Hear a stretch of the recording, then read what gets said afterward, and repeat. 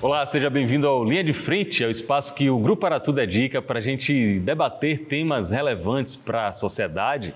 E tem um tema muito relevante que vai além da relação de pais e filhos, chega até a gente reencontrar as nossas gerações, repactuar como nossas gerações, as gerações diferentes, o adolescente de hoje, o adolescente de antes, como é que a gente vai fazer um encaminhamento para um momento tão de transição como a gente está vivendo na contemporaneidade. Eu estou falando isso tudo para apresentar o nosso convidado aqui no Linha de Frente.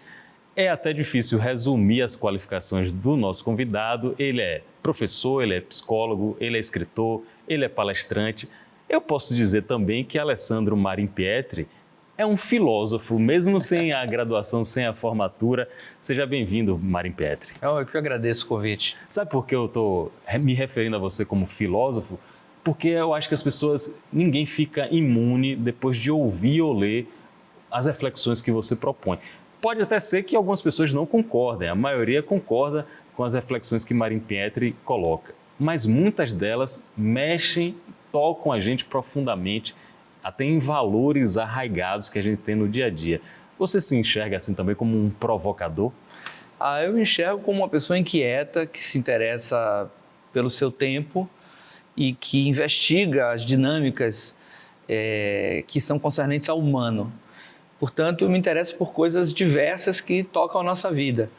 Mas, claro, o meu foco, o meu caminho é a psicologia, que é a minha maneira de ver as coisas, né? Mas eu estou aberto, com as janelas abertas, para discutir todos os temas que sejam pertinentes ao humano. Legal. Alessandro Marin Pietri, 47 anos, prestes a completar 48, e está aqui com os pés fincados na Bahia, mas com a cabeça no mundo e com grande parte do que você produz sendo consumido em todo o Brasil. Aí eu vou me referir a uma das palestras que assisti sua, o TEDx, eu acho que em 2017, que para mim o título é muito simbólico de tudo que você representa e tudo que você propõe. Seu filho é meu problema. O que é que me diz esse título? Diz que quando a gente pensa em infâncias e adolescências, a gente pensa num grande pacto cultural, simbólico, para preservar condições na vida desses meninos e meninas, para dar a eles a chance de viver essas experiências. O que é que isso quer dizer? Uma criança no Brasil nem sempre tem a chance de viver a infância, porque ela está atravessada por tantos problemas que ela tem uma infância ali comprometida. E esse pacto simbólico de preservar as condições para que crianças possam viver a infância não é um pacto único, individual, da minha família, é um pacto coletivo. Então, quando eu digo meu filho é problema seu e seu filho é problema meu, eu estou dizendo para cuidarmos de todos, precisamos todos nós fazermos um pacto para cuidar das crianças. Por quê? Porque tudo que está, de certa maneira, pactuado para proteger as infâncias é bom para todo mundo. Então é um grande acerto, um grande combinado coletivo para a gente se destruir menos, se tolerar mais e construir uma humanidade um pouco menos beligerante, um pouco menos violenta. Quando você fala proteger a infância, talvez as pessoas mais apressadas entendam que é criar uma redoma e deixar essa criança, esse adolescente afastado de tudo que pode representar alguma ameaça. É isso que você está querendo dizer? O contrário, é garantir condições essenciais para que eles vivam plenamente a possibilidade da infância. Isso significa que as crianças precisam estar expostas a algumas experiências onde o adulto não precisa tutelar, não precisa cuidar. E há outras que o adulto precisa estar ali. Então, as crianças hiperprotegidas, elas estão em risco. Assim como as crianças que são historicamente muito desprotegidas pelas leis, pelas comunidades, pelos serviços públicos, pelo direito a uma educação pública de qualidade, direito ao acesso à saúde, saneamento, elas também estão vulneradas. Então, por motivos e por razões diferentes, a gente precisa garantir esse conjunto de vivências para que todo mundo viva e fique melhor. Tem alguma analogia, tem algum comparativo, por exemplo, quando a gente diz que uma criança ou um bebê, uma pessoa que veio ao mundo recentemente, fica exposta a alguns tipos de vírus e isso gera nela uma imunidade para o futuro? Tem alguma relação simbólica com isso? Podemos pensar que sim, que de alguma maneira as crianças precisam experimentar vivências que sejam construtivas dos desafios que ela vai enfrentar depois. Isso significa que a melhor maneira de garantir um futuro para as crianças é preservando as melhores condições do presente. Muitas vezes a gente tende a adultizar as crianças, esperando que elas se comportem como se adultos fossem, entendendo que isso as prepara para a vida. Na verdade, isso é um equívoco. É garantir o presente de qualidade, ao ar livre, comendo bem, tendo direito à educação, à saúde, a vínculos afetivos seguros. Isso, a circular pela cidade, isso vai dar a ela a chance de viver um presente tão importante, tão estruturante, que ela vai ter uma chance de futuro muito melhor. Alessandro Marim Pietri, psicólogo, escritor, palestrante, está conosco aqui no Linha de Frente para falar sobre vários desafios da educação e também da relação de pais e responsáveis com essa nova geração. Tem uma metáfora que você usa que para mim é bem representativa e ilustrativa, que é a metáfora da carpintaria e da jardinagem. Como é que isso funciona no modelo educacional para os filhos? Não é uma metáfora que eu criei, ela vem de um livro, mas ela é uma metáfora muito bonita para pensarmos assim. A carpintaria, ela pega a matéria-prima, que é a madeira, mas também pode ser pensado como os nossos meninos e meninas, e lixa, corta, serra, parafusa, prega, pinta e transforma aquela matéria-prima na imagem e semelhança da minha expectativa. Ou seja, eu vou criar um abajur, eu vou criar uma mesa, eu vou criar algo que é exatamente como eu imaginei.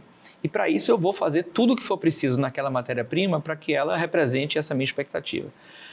O outro lado da jardinagem é um tipo de educação em que a gente não tem muita certeza no que é que vai dar, a gente respeita o movimento daquele ser vivo que é a planta, que é o nosso filho, a gente oferece as melhores condições e a gente tem um papel central como jardineiro de ir lá, regar, botar no sol, tirar, fazer uma série de operações ao longo de muito tempo, para que então aquela árvore possa crescer firme, forte e quem sabe dar frutos. Mas é sempre uma aposta incerta, a gente não tem essas certezas todas e sempre, como seres vivos, eles vão caminhar por expectativas, por possibilidades, por caminhos que nem sempre são aqueles que a gente previu. Então é uma certeza de que nós vamos fazer um trabalho importantíssimo para essas crianças e para a coletividade, mas respeitando que elas vão zigue-zaguear na vida de acordo com caminhos que a gente nem sempre pode estar absolutamente no comando. Tem um livro famoso de um título interessante, me parece que de Samitiba, Quem Ama Educa. A gente pode usar também Quem Ama Aduba a partir dessa metáfora? E de certa forma, quem ama educa e quem ama aduba são muito próximos, né? Porque a educação, o Paulo Freire dizia isso, ela não muda a realidade. Ela transforma pessoas. São as pessoas que transformam a realidade. Então, quando a gente pensa em educar um filho, educar uma pessoa em qualquer idade, nós estamos pensando em criar uma relação de dois seres incompletos, um que ensina e um que aprende, que vão construir algo tão potente que vai mudar para sempre a experiência dos dois, tanto do que ensina quanto do que aprende. E essa mudança transforma de maneira tão vertiginosa a nossa vida, que ele é capaz de reverberar isso nas suas comunidades, com seus pares, nos seus espaços e vai transformando o seu entorno. Então, a educação é essa potência, esse adubo, isso que faz com que as coisas floresçam, com que as coisas emerjam. A educação é talvez o maior pacto civilizatório do nosso mundo contemporâneo, né? E aí, vindo para a educação e tratando especificamente sobre a escola, tem uma frase que também não é muito recente, já é usada, que as escolas estão no século XIX, os professores estão no século XX, os alunos estão no século XXI ou talvez mais além. É possível a gente fazer esse encontro, fazer as coisas funcionarem com tanta disparidade temporal? Eu acho perfeitamente possível, porque as escolas, assim como todas as instituições contemporâneas, estão tendo que se rever. Porque todos nós estamos tendo que nos rever. Nós vivemos hoje num mundo completamente diferente do mundo que era 40 anos atrás. Nós nascemos diferentes, morremos diferentes, casamos diferentes, escrevemos, comemos, vivemos, trabalhamos, tudo é diferente. Então, tudo tem que ser reinventado. E a escola também tem que ser reinventada. É impossível hoje educar alguém que esteja no século XXI como se estivesse no século XIX. Com isso, eu não estou dizendo que não há coisas da educação do século XIX que merecem estar presentes no século XXI. Mas o que eu estou dizendo é que nós vamos ter que fazer com o passado uma conta de chegar. Aproveitar do passado aquelas coisas que fazem parte ainda do nosso manancial de prioridades e ter a coragem de deixar algumas coisas para trás. Por exemplo, eu não quero na educação de filhos uma educação que um pai olhe para uma criança de rabo de olho e ela fique tão amedrontada que ela faça xixi nas calças. O xixi, desculpa, Alessandro, o xixi eu até não vou incluir na conta, mas essa olhada, esse olhar que já diz muita coisa, eu vivi na pele, eu já sabia como me comportar ao ver a reação de meu pai em determinado ambiente assim. Mas isso é possível hoje, porque a autoridade ela é o avesso do autoritarismo. A autoridade é um acerto simbólico, um acordo simbólico em que a gente combina, sem precisar combinar, que durante um tempo da vida ou durante um tempo da experiência daquele outro sujeito, alguém vai ter que coordenar as coisas. Nós estamos aqui no seu programa, aqui você vai me dizer como as coisas vão acontecer. E eu, respeitosamente, vou seguir como você disser, porque você quem entende disso, é você quem coordena isso, isso lhe coloca num lugar de autoridade. Isso não me diminui, isso não me apequena, pelo contrário, isso me dá uma certa tranquilidade, porque eu sei que você entende desse riscado. O mesmo acontece com os filhos. Filhos que têm pais claros, vívidos, explícitos, que dizem qual é a regra e qual é o compasso, crescem mais seguros, crescem mais felizes, têm mais chance de construir um futuro coletivamente. Filhos, por outro lado, que têm pais instáveis, inseguros, que não deixam claro que 19 não é 20, vão ter que construir isso por si próprios, de uma maneira sempre trôpega, porque estão em desenvolvimento, tem um cérebro ainda imaturo, tem vivências ainda que não foram experimentadas. Então, adultos claros, com autoridade franca, explícita, faz muito bem para as crianças, para o desenvolvimento. Agora, o autoritarismo é diferente. É quando a gente usa um excesso de força para diminuir o outro. Isso não cabe mais, isso não emancipa ninguém, isso não constrói autonomia, isso não deve mais fazer parte da educação do século XXI, na minha opinião. E os pais modernos, contemporâneos do século XXI? Eu estou falando de um perfil médio que você deve encontrar em consultório, nas suas consultorias, nas escolas também. Os pais estão sabendo exercer ou impor essa autoridade sem autoritarismo ou sem leviandade, por exemplo? Claro que não. Nem eu sei, nem você sabe, ninguém sabe. Pais que estão aqui nos ouvindo, estamos todos perdidos, meus amigos. Fiquem tranquilos. Mas nós somos perdidos, mas estamos tentando. Nós somos uma geração de pais, meu amigo, que trocamos o pneu com o carro andando. Por quê? A gente não quer repetir as velhas formas de viver e a gente não tem um modelo crível, factível, estruturado para pôr no lugar. Então, a gente está construindo uma experiência formativa para os nossos filhos à medida em que ela vai acontecendo. Então, nós somos pais muito mais culpados, muito mais ocupados e muito mais preocupados. Nós começamos a trabalhar às 6h30 da manhã no nosso smartphone, terminamos de trabalhar às 11h30, 23h30 quando vamos dormir à noite, ou seja, não temos mais a separação do mundo do trabalho e da vida pessoal. Nós temos um cenário de liquidez, onde a gente não sabe exatamente onde a gente está pisando. Então, ser pai hoje é infinitamente mais complexo do que foi há algum tempo atrás, porque o mundo ele é todo mais complexo.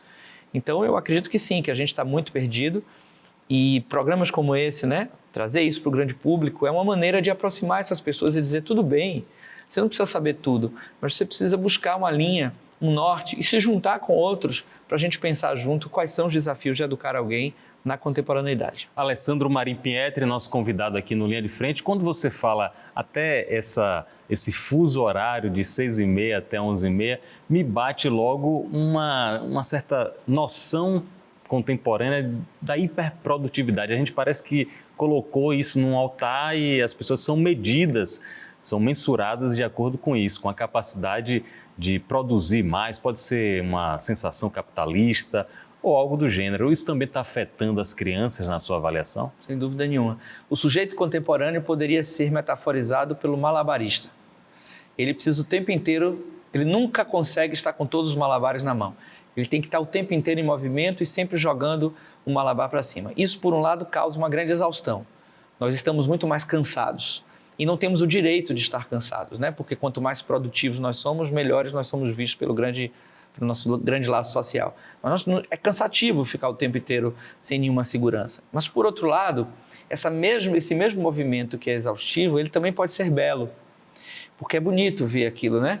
Aquela coisa circense no ar. Então, a gente vive nessa dinâmica entre o que é, como disse o Caetano, o que é ameaça e o que é promessa, né? O que horror, que lindo. A gente vive um paradoxo. O sujeito contemporâneo é o sujeito do paradoxo, onde as coisas que seriam diametralmente opostas coexistem como se fosse possível na mais perfeita harmonia. E como é que isso chega nas crianças? Nós estamos tentando transformar a vida das crianças, especialmente daquelas crianças no Brasil que estão assentadas em algum privilégio, como é o caso do meu filho, uma agenda de adultos. Então a gente coloca as crianças para trabalhar o tempo inteiro e acreditando que ao fazer isso a gente está protegendo eles. Na verdade, é importante dizer para os pais que estão nos ouvindo, não é assim. Quanto mais a criança não pode brincar livremente, não pode estar ao ar livre, não pode ter o direito do ócio pleno da sua infância, mais ela está em risco. Então, cabe a nós preservarmos essa condição para que elas possam construir, através desse presente de qualidade, um futuro para todos nós melhor. Tem um verbo, eu acho que é um neologismo que Paulo Freire provavelmente foi o criador, chamado esperançar. O esperançar cabe também nessa equação aí que você está colocando? Poxa, se cabe, né? O esperançar para Paulo Freire é um verbo, é uma ação, é um ato. Não tem a ver com esperar, de ficar parado esperando que as coisas aconteçam. Então, o que ele defende, com o que eu concordo plenamente, é que a gente precisa lutar muito no mundo contemporâneo para construir uma outra esperança, porque viver a desilusão plena e absoluta é terrível. Nós vivemos hoje, meu amigo, um mundo desencantado. Se a gente perguntar para essa nova geração o que é um semáforo, eles vão responder que é uma circuitaria elétrica de acendimento intermitente que serve para controlar o trânsito. Não está errado, mas é muito mais do que isso. O semáforo é um pacto civilizatório, onde eu digo eu paro para você passar, depois é você quem para que eu passe, senão a gente se destrói. E se a gente cria a humanidade sem os símbolos, sem os ritos, sem a metáfora, sem a transcendência, a gente perde a capacidade de olhar aquilo e enxergar aquilo um pacto civilizatório. O que vai acontecer? A gente vai desrespeitá-lo. Então a gente não pode ser tão pragmático ao ponto de nos desumanizarmos, né? Então eu acho que esperançar é um repacto com a nossa humanidade. Muitas das coisas, dos conceitos que você evoca, me remetem, por exemplo, à minha faculdade de comunicação, onde eu tinha dificuldade lá nos anos 90 de entender algumas coisas que os professores me falavam. Por exemplo, os professores chegavam assim, Pablo, preste atenção no que é efêmero, vamos entender o império do efêmero, vamos estudar Gil Lipovetsky, vamos estudar Bauman, a liquidez da sociedade. Essa parte da velocidade que antes, na minha época de faculdade, era difícil de entender, porque estava na teoria. Agora é o que a gente vivencia na prática? Totalmente, totalmente. O império do efêmero, ele fala exatamente disso. Tudo passa. O Caetano disse, né? Nada continua. Não é? O asfalto, a ponte e o viaduto ganhando para a lua, nada continua. É essa a ideia, as coisas não têm continuidade. O que é hoje é certo, amanhã não é. O que hoje vale, amanhã já não vale. Você quer ver um exemplo simples e comezinho? Alimentação. Comer hoje é uma coisa dificílima, gente. Porque o que hoje é veneno, amanhã é solução. O que amanhã é veneno, vira solução. Você não sabe. Ovo. Você lembra? Ovo, há pouco tempo atrás, ninguém podia comer ovo, porque tinha colesterol. Hoje, quem não come ovo, praticamente está perdido. Então, se a gente não consegue nem comer, nem se alimentar com alguma certeza, imagine as outras esferas todas da vida que são mais transcendentes, que são mais metafóricas, que são mais amplas. Então, é muito difícil viver o mundo contemporâneo porque ele é líquido, porque ele é rápido, porque ele se transforma, porque tudo descontinua. E o cérebro humano, ele gosta de uma previsibilidade. Ele gosta de padrões. Então, nós somos uma geração de pessoas que estamos muito mais submetidas ao estresse. Porque o estresse é quando a gente precisa se adaptar ao novo. E a coisa que a gente faz o tempo inteiro é se adaptar ao novo. A gente está o tempo inteiro se defrontando com o novo. Isso é cansativo, isso é difícil, isso complica as nossas instâncias de interpretação, mas ao mesmo tempo abre uma janela para a gente criar coisas inimagináveis. Nós hoje testemunhamos coisas que a gente não podia imaginar quando nós éramos garotos, né? Eu brinco dizendo que nós somos uma mistura dos Flintstones com os Jetsons. É mesmo? É legal. Por quê? Porque nós dois colocamos ficha em orelhão, na verdade, e usamos aplicativo de mensagem. Nós já fizemos curso da datilografia. É isso mesmo. Nós dois somos jovens, temos curso da datilografia e temos inteligência artificial. Exato. Ajeitamos uma fita cassete com um bocal de uma caneta Bic e ouvimos música no smartphone. Ou seja, a gente viveu numa mesma vida experiências muito divergentes que nos obrigam a nos adaptar o tempo inteiro. Então, nós somos uma geração que tem que se adaptar. E talvez a última geração estritamente moderna, antes da hipermodernidade. Nós somos aquela última geração, a pontinha, né, do fim desse processo. E agora a gente vive esse outro contexto que a gente gosta de chamar de contemporaneidade, que quer dizer que é esse tempo que vai acontecendo à medida que vai se fazendo. Tem muitos especialistas, muitos estudiosos que fazem as divisões clássicas das eras e entre uma e outra tem aquele momento de ruptura, de transformação, de incertezas. E alguns dizem que o nosso momento atual é a própria incerteza, ele se move em cima de incerteza. Aí vem minha preocupação, porque eu acho que o organismo talvez não tenha sido preparado para viver nesse constante fluxo de estresse, como você disse. Como é que a gente consegue adaptar nossas questões orgânicas, nossas necessidades de calma, de tranquilidade a esse universo que parece muito fluido, tudo que é sólido desmancha no ar? Um amigo me disse há poucos dias atrás uma frase que eu gostei muito. Ele me disse assim, essa coisa de você fazer mindfulness e tal é do mundo contemporâneo. Porque quando a gente estava esperando o ônibus, não tinha nada para fazer. A gente só esperava o ônibus. A gente estava inteiro, pleno, esperando aquele ônibus. Entende?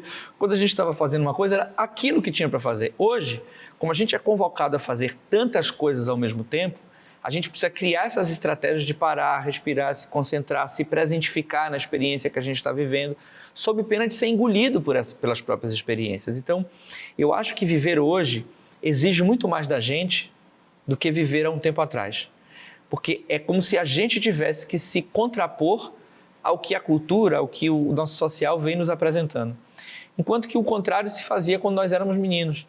A gente dançava conforme a música, aquilo estava estabelecido, a própria cultura dava conta de algumas coisas. E hoje não. Hoje é a gente que tem que dizer, peraí, eu tenho que desligar o celular, eu tenho que pôr fora do quarto. A gente não dorme bem, a gente não come bem, nossa saúde mental não está boa, a gente não consegue ter 20 minutos por dia para fazer uma atividade física. Objetivamente, a gente vive com índices de violência insuportáveis e desigualdade social e econômica batendo picos estratosféricos. A gente vive um caos no trânsito, a gente vive problemas climáticos gravíssimos. Então, se a gente for olhar assim, a grosso modo, a gente precisa reprogramar uma série de coisas para vivermos melhor enquanto humanidade. Só que é como se dependesse da gente. É como se o mundo dissesse, não, você que tem que tirar seu celular. Não é regulamentar o uso da internet, é você que tem que proteger seus filhos desse risco, sabe? E aí você está lutando contra uma indústria trilionária, com o melhor do design, com o melhor da ciência, e eu é que tenho que fazer com que meu filho de 12 anos se proteja dos riscos que a internet, por exemplo, do mundo digital, interpõe, atravessa a vida dele. Então, é um trabalho, é uma trabalheira. É você já revelou que como pai, como a maioria dos pais, tem muita dificuldade em saber transitar nesse momento.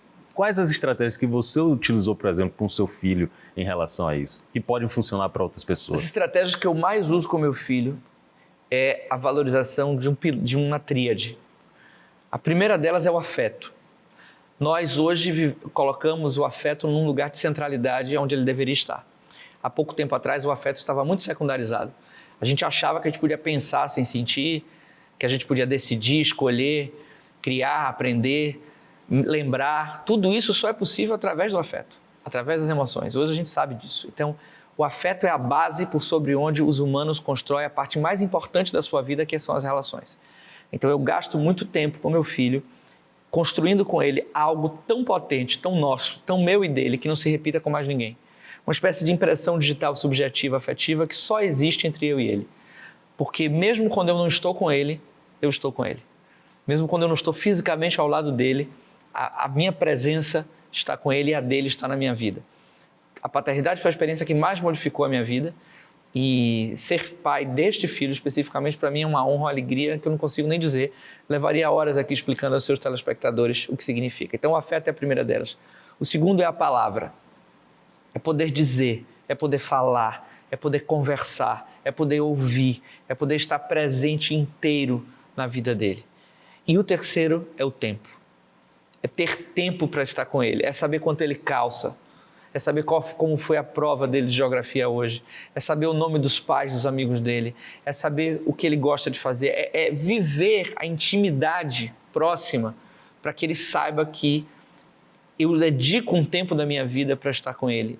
Quando alguém sabe que alguém para a sua vida para olhar para você, isso produz uma espécie de proteção simbólica na nossa saúde mental. O pertencimento é algo estruturante para a saúde mental. Então, essa triangulação, para mim, ela tem uma potência muito capital na vida com meu filho, Mas, teoricamente, eu acho que isso para a relação entre pais e filhos é algo muito central. Você está me contando, Alessandro, essa tríade, esse trinômio aí, da formação de um melhor amigo. É um melhor amigo diferente no que concerne a pais e filhos, porque amigos respondem e operam de lugares equânimes, né? Iguais. Por exemplo, a gente sai daqui, vai num restaurante, você vai me contar uma coisa, eu vou contar outra e tal, mas eu não vou dizer para você, coma direito, fecha a boca ao mastigar, atenção, peça por favor, com licença. Eu não vou fazer isso com você, porque nós somos iguais. Não cabe a mim corrigir os seus comportamentos, mas com meu filho eu vou fazer. Eu preciso fazer, porque eu sou um adulto, ele é uma criança, ele está em formação e compete a mim a responsabilidade de formá-lo. Então eu preciso saber que algumas vezes eu vou ter uma atitude que é um pouco chata, que é um pouco inglória, que é um pouco ingrata, e eu preciso suportar também esses afetos tortos, esses afetos difíceis na relação entre pais e filhos. Não é só calmaria. Então é uma relação amistosa, mas não é uma relação de amizade, não é uma relação de iguais. Então eu tenho com meu filho uma relação quente, respeitosa, amistosa, muito afetiva, mas ele sabe que eu sou o pai, eu sei que ele é o filho, e pode ser que esses papéis se invertem, é provável que sim. Quando eu escrevi o Quando Somos Um Só, eu escrevi na seguinte circunstância, quero lhe contar essa história.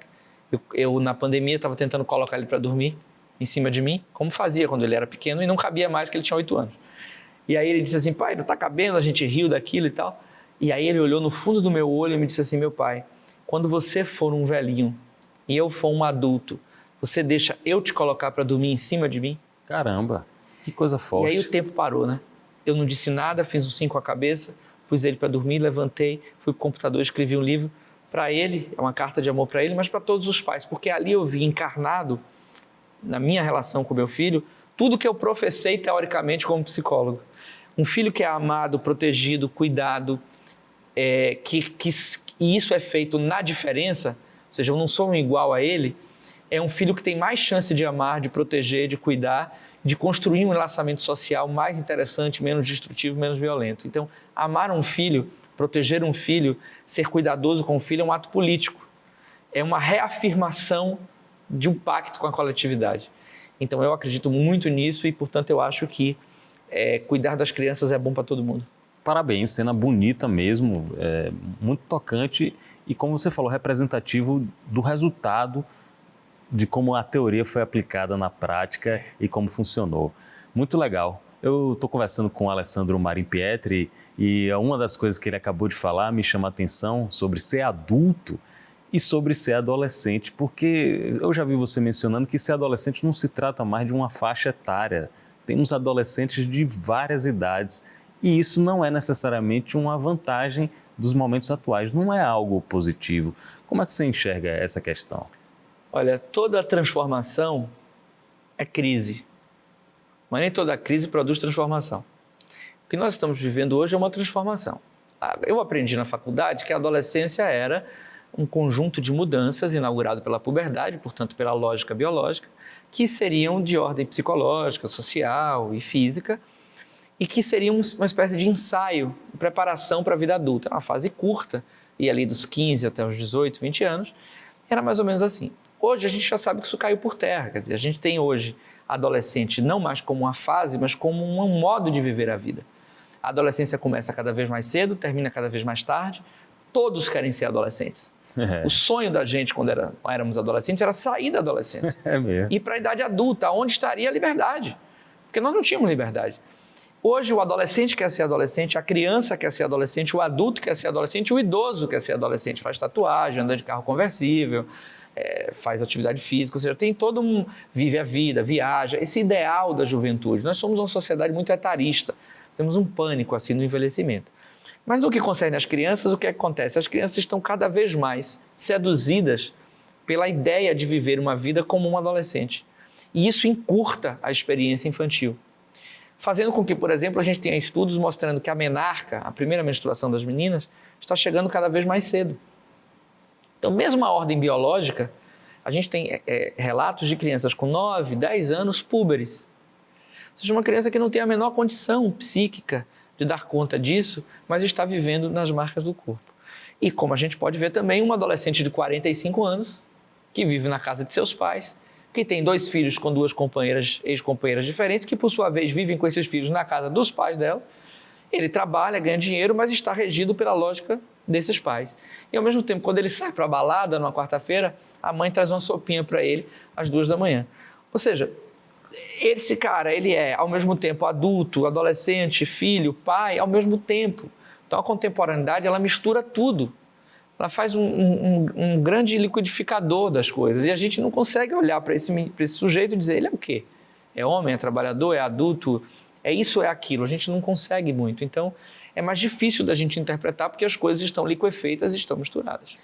E na sua avaliação, o caminho à frente representa uma volta a questões do passado, a hábitos ou valores do passado, ou a gente vai cada vez mais acelerar, acirrar essa tendência que você está apontando? O Bauman, no seu último livro, o título se chama Retrotopia, quer dizer, uma utopia do passado, que grosso modo quer dizer o seguinte, eu pego, diante desse cenário tão incerto, eu pego uma parte do passado, faço uma maquiagem, dou uma arrumada e fico dizendo, bons eram aqueles tempos e tal.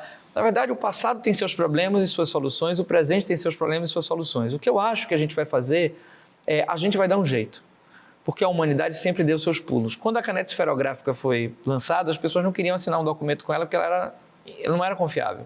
Quando as mulheres puseram maiô, a família estava acabada, tudo estaria no fim. Aqui estamos nós. Quando a televisão chegou, os livros estariam acabados, os livros aí estão. Ou seja, nós, enquanto humanidade, a gente tem a capacidade de se adaptar. Então eu acho que a gente vai achar um jeito de construir saídas para os nossos dilemas, mas vivendo a transição, como nós estamos vivendo, essa transição de paradigma entre o velho e o novo, a gente ainda não sabe direito para onde ir.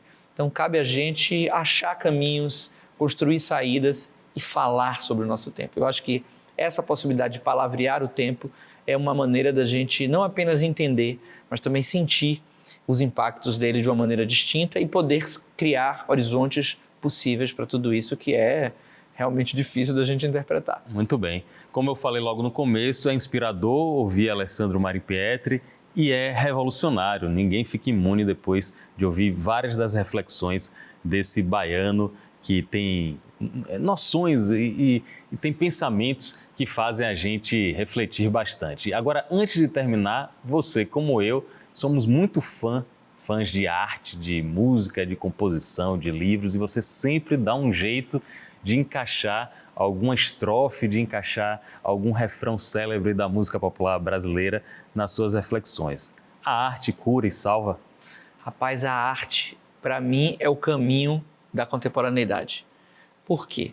Sempre que os paradigmas mudaram, os artistas enxergavam essa mudança de paradigma antes da mudança propriamente dita. Foi assim com Shakespeare, quando ele anteviu em Romeu e Julieta que era um engano as pessoas não poderem escolher estarem presas à tradição, o que se confirmou depois, algum tempo depois, com a modernidade.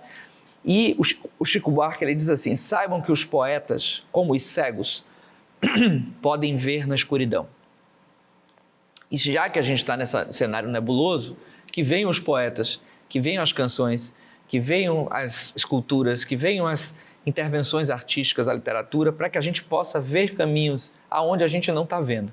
E quem pode abrir janela na parede para a gente ver o horizonte são os artistas. Então, a gente precisa valorizar essa dimensão da vida e cada vez mais acessá-la como maneira, como oxigênio, como chance de reinventar a nossa própria condição humana. Então, eu acho que isso é o caminho para a gente. E já que a gente está falando de contemporaneidade, eu vou citar aqui um trecho do Zé Cabaleiro que diz assim, não se prive, não se prove, don't tell peace and love, tome logo um engove para curar essa ressaca da modernidade, essa armadilha, matilha de cães raivosos e assustados, o presente não devolve o troco do passado. Então, a gente precisa viver o que há para viver. Eu acho que esse é o melhor caminho. São filósofos que utilizam a poesia, às vezes, para passar mensagens que, de uma maneira mais direta, objetiva, a gente tivesse dificuldade de absorver no nosso dia a dia. Obrigado, Marimpietri. Até um próximo encontro. Parabéns pelo seu trabalho. Foi um prazer conversar com você e com a audiência do Linha de Frente. Eu que agradeço a você e a todo mundo que está em casa nos assistindo. Obrigado a todos e até o próximo encontro.